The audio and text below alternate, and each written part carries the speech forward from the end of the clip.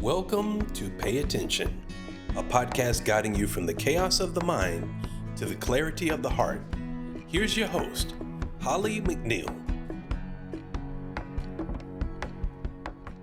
Welcome to another episode of Pay Attention, where we're learning to pay attention to the hidden influences in our body and minds from moment to moment so that we can make decisions from a place of clarity and objectivity. And today I'm speaking to you from the upper valley of Vermont, where I'm visiting my sister. So there's a train track on one side and a rural route on the other side. So if you hear anything during this podcast, we'll just, work through it. Yeah, up here, leaf peeping, what they call it, looking at the fall leaves. It's amazing. But also I have an amazing guest here today who brings up a topic that really does start a lot of people's journeys back to, finding their true power and their true nature and what they're really here to create. At the low point in my journey, I was married. And I spent a good year or two in meditation, physical, mental, spiritual studying before one day the lights came on and I woke up to the mutual manipulation and control in this marriage. And I bolted. Not gracefully, nothing I'm proud of, without any compassion or understanding for my then spouse, which threw me into an 8-year battle for my children and to prevent my alienation from them. Nothing I ever wanted in my life or expected, but certainly something I learned a lot from. However, it would have been wonderful to have an advocate back then, but I found my way through. But today there is an advocate, and I'm so honored to have her as a guest on this podcast. Her name is Sara Davison, the divorce coach. She's coming to us from the UK. She's an award-winning author on breakup. I want to get this right. Divorce and domestic abuse, best-selling author, helping people find their power and get back. So welcome, Sara, to the podcast. Thank you so much for being here. Oh, thank you, Holly, for having me. I'm very excited to be here. Yes, yeah. So if you could just give us some insights on how you got to be known as the divorce coach and what you're up to these days, that would be lovely. Yeah, so it's a catchy job title, but it's not one that I dreamed of at school or anything like that. Right. I think with this kind of work, you get into it because you go through an experience, and that is exactly what happened for me. After 3 years of marriage, I found out that my husband not only no longer wanted to be married to me, he was also madly in love with somebody else. Wow. She was 12 years younger than me, which doesn't help, Holly. Stunningly beautiful, which also doesn't help. And I found out very soon afterwards that she was actually pregnant as well. So my life overnight changed because I worked with my husband. We had a business together. Obviously, we lived together, and our son was only 1 at the time. So I didn't see it coming. It hit me like a freight train. And I was already a coach then. I've been coaching for about 15 years. So it completely blindsided me. Mm-hmm. Hindsight is a wonderful thing. Looking back, there's definitely warning signs. But at that point, I just had my head in the clouds, I think. Didn't really want to see anything that was wrong with it. And coming out of that relationship, I went through a lot of heartache, a lot of the ugly crying on the bathroom floor, a lot of calling my mom at 2 a.m. And then I realized after a couple of months, I can't carry on like this. This pain is too much. I've got a choice. I either let this break me or I step up and I turn it around. And everyone comes to that pivotal point at some point along that journey. If you have a choice to make a difference and to turn things around or to carry on with that pain. And for me, that's when my motto was born, which was screw you, watch this. And I decided to take my power back as much as I could at that time and start to find a way forward. So I created tools and techniques to get me through and to help my son. And then I wrote my first book. That was Uncoupling. It became a bestseller. The second book, The Split, also became a bestseller. I have my podcast, Heartbreak to Happiness.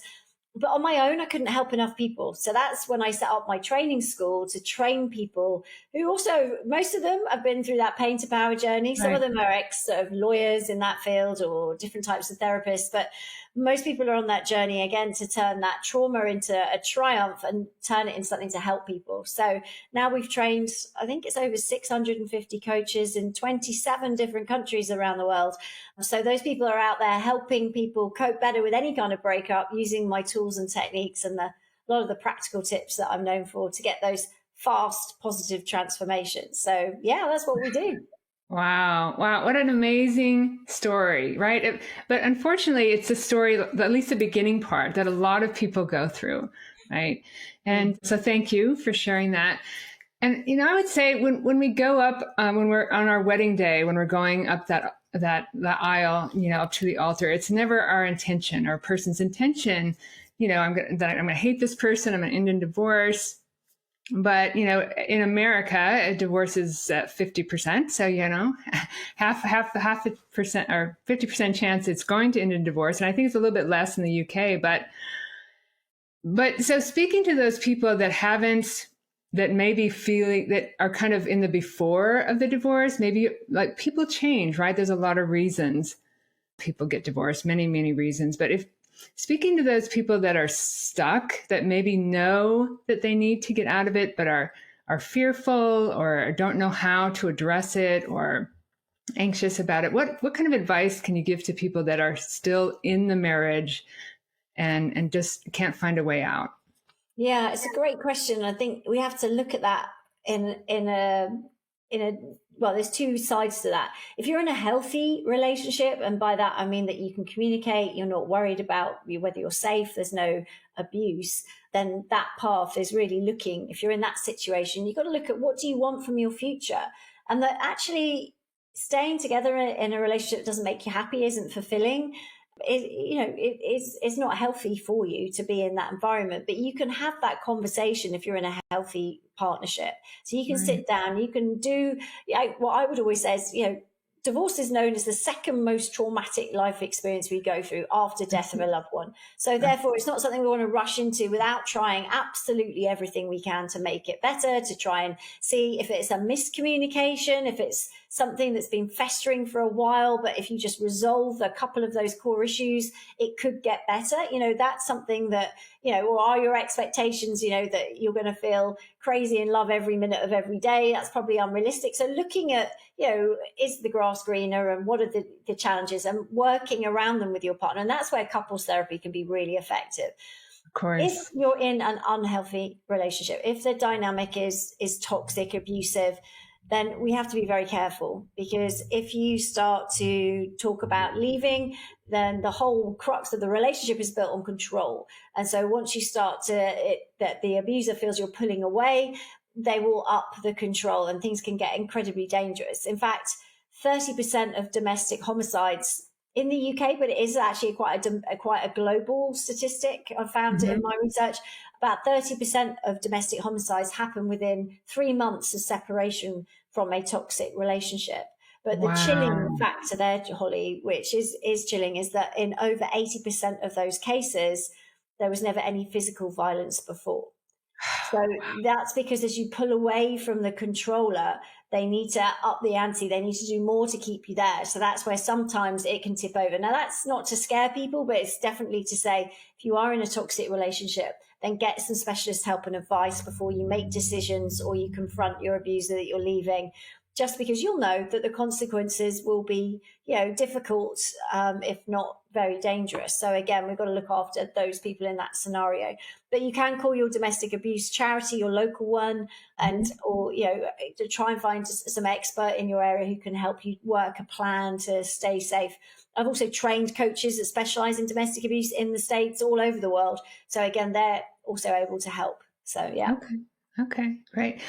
In my situation, and sometimes it's hard to see, right? You don't know. It's hard to see. You just know that you're unhappy and that you're struggling. And like I said in the introduction, I bolted once the lights came on, and I did it without any compassion or grace. And not that I don't really believe it would have helped, the adversity and the aggression that came after that. But for a lot of women, I mean, I'm speaking from that perspective, of course, a lot of times you can't see it. You don't see the abuse. You don't see the manipulation and control until you can, right? And once I did, I was like, I'm out of here, which again, it blew it up. Like you said, it just went totally from, well, we were literally working out and he said, I really like, making love to you and giving you pleasure. And why don't you like it? And I said, I don't love you anymore. I mean, it was that brutal, but I had been thinking about it a long time and I had been working through it. But so there are people out there that can't see how do you start to see that, that abuse, or how do you even know you're in an abusive relationship? Well, it's really insightful question, because a lot of people don't know they're in an abusive relationship. I didn't. I'm a survivor of abuse, but I didn't know that I was in a toxic relationship because I'd never met anybody like that before. For me, that was my scenario. Sometimes we are too familiar with abuse. Maybe you grew up in an abusive environment at home, or you had people that were influences in your life that were unkind to you or abusive as you grow up. So it feels ironically safe because it's familiar, but actually it is toxic. Also, to stay in those relationships, it doesn't happen overnight. When you first meet them, they are not the person they show up as on the last day, because if they did, you wouldn't get into that relationship. So what happens is it's a slow, insidious sort of wearing away of your confidence, your self-esteem, isolating you, reducing your confidence, your ability to feel that you can survive on your own outside of that environment. So again, it is carefully sort of curated performance, if you like, over that time to get you to the point where it's very difficult for anybody to leave, which is why on a lot of abuse victims, it takes them up to 8 attempts to actually leave for good. Many times they go back. So again, this is something that is normal. Also, to stay in it, we have to normalize it and minimalize the abuse, because otherwise we have to make some big decisions. And normally, financially, it's very hard to leave. Maybe you've got kids and family that would make it difficult. Your confidence is so low, or you've been told you couldn't survive, or nobody would ever love you again because you're such a failure or unattractive, or whatever the abuse is on that particular day. So again, a lot of the times it's very hard to leave. And so we just ignore that, or we stuff it down. We just don't acknowledge it. And then coming out, I said about red flags and hindsight when I came out of my relationship. Oh my goodness, it's like, wow, how did I not see it? I mean, it's so much worse than I'd sort of realized in a way, because I tolerated it, because I didn't think I should stay. And also for me, marriage was for life. But then suddenly, things change. So yeah, you're right. At the beginning, it's very hard. And I agree with you. One of the things I talk about a lot is when you're familiar with stuff, your mind protects you by keeping you in your comfort zone, what you're familiar with. So just knowing that you are going to hit that kind of that anxiety, that wall, and that in order to really support yourself, that you have to find your way past it. And like you said, there's a lot of programs to help you, advocates to help you locally around. So let's talk about once you do. My divorce lasted 1.5 years, and the kids were right in the middle. One of my only big regrets. I mean, I learned so much. We all do, right? Not that we want to have these life lessons, but one of my biggest regrets is the children being put in the middle, and just all the court cases and dragging, the financial. What advice do you have for people when they're just raw? When you're getting out of divorce, you're raw. And you're questioning, and you're right in there with your lawyer, and I don't even know if there's anything that can smooth that out. But what do you have for those people? I think it's about a lot of people will run away from clarity because clarity can be scary. So there'll be things that we're worried about, like money or the legal situation. And sometimes we stick our head in the sand. We don't want to think, we don't want to really look at what our budget will be when we split the two lifestyles, because maybe it's going to be a lot less, and that's scary, or we don't really want to look at that. So we just stick our head in the sand. as human beings, we don't like change. So that's quite scary. Right. And like you said, we like to stay in our comfort zone. Ironically, even if that comfort zone, as we call it, is very uncomfortable, it's uncomfortable Exactly. that we know. So we know how bad it is. And so we know we can control it to some extent because we've been trying to do that. But outside, how do we know if that's going to be even worse? So we stay uncomfortable in a way, which is very normal. So there's, if you are doing this, it's really normal behavior. So I would say face up to the things that are keeping you awake at night. So if there are, for example, money worries, then actually sit with a friend. It doesn't have to be someone very expensive advisor or whatever. Just sit with a friend who's good with money. Go through your budget. Look at what you spend every month and be honest. Don't hide stuff. Like, you're only lying to yourself at this stage. We just want to get everything out there and say, right, this is what I spend every month. And then, okay, what can I survive on? What is, what do I need? And what extra is the want bit, the bit that makes me a bit comfortable, the bit where I can do a few extra things. And then looking, right, there's a gap. It might be $500. It might be $1,000. It could be whatever. But then and when you know what the gap is, you can do something about it. You can either cut back or you can find other ways to create money to fill that space. So again, it gives you power. Clarity gives you power. But a lot of us will run away from that. And that's the same with the legal advice. Again, if you're going through a healthy divorce with a healthy partner, there's going to be conflict still. Everyone argues when you're trying to split, who sees the kids when, who gets the piano, all those things are going to cause tension. Even if you're nice people and you just, it will happen. But if it's a toxic relationship, there is no compromise, which is what a healthy relationship is all about at the end of the day. So this is the divorce process becomes all about total annihilation and causing maximum pain and suffering. So if you are going through that kind of breakup, it's important to get the emotional support, somebody that really understands what you're going through. Also, family and friends support, if you can get that around you as well, that will help. Good legal support, good financial support. And again, get outside that and look after yourself. So someone to go and exercise with or do some self-care with you. So having what I call your breakup support team will make that journey a lot better. Somebody that's been through it, that understands it, that can advise you, again, softens the blow, helps you manage those things, helps you avoid pitfalls as well, and can fast track your recovery through that as well, working in conjunction with the rest of your team.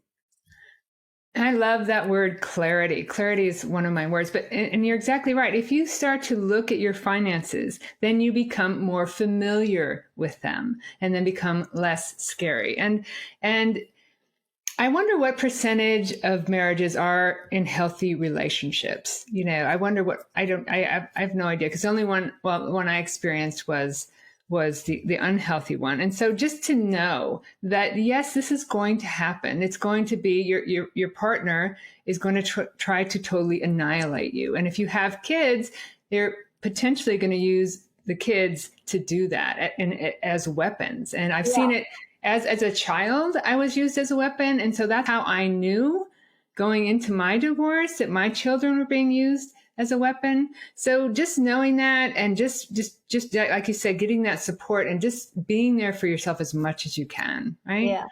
I think post-separation abuse is one of the biggest misunderstood challenges that we have, because people will say you're not with them anymore, you're not physically living with them anymore, therefore it's going to be better. It's up from here. But what they don't understand with abusers is that as they lose control, they have to then find other ways to get control. So all the things they did on a daily basis are now funneled through two things: the finances and the children.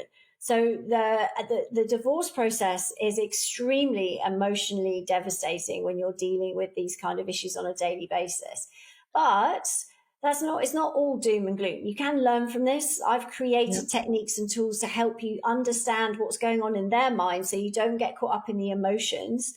A lot of people will rent their abuser space 24/7 in their mind. So they're not living with them anymore, but they have basically let them move in rent-free into their brain. So they kind of are all the time. So the tools and techniques that we've created and my coaches use are to help you separate and emotionally disassociate. So you're not being gaslit. You're not chasing after every little grenade they're throwing off and distracting you and running up legal costs or other costs for you.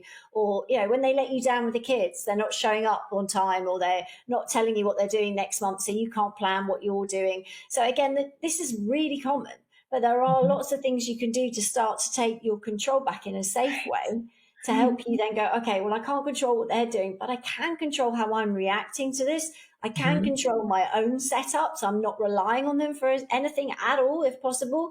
And then that might be, a bit tricky at times, but it's about focusing your attention where you can make that positive difference to yourself and move forward.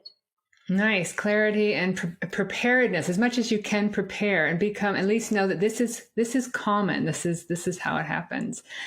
So the after, right? So it's a huge, huge difference, of course, whether you have children or not.